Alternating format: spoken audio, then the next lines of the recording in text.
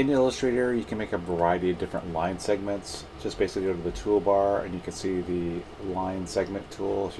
If you click on it, line segment, arc, spiral, rectangular, grid, and polar grid tool. We'll do the first three. For the line segment tool, basically click. You can adjust the length, the angle, and fill line. So I've done those. I changed the stroke. Do this purple. There you go.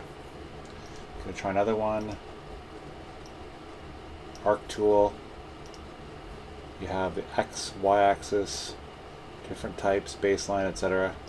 Just hit click and that's your generic type, and I'll do the last one. Spiral. Click. Radius, decay, segments, etc. I'll just do the other one. So there you have it, the line segment, arc, and spiral tools. Thanks for watching.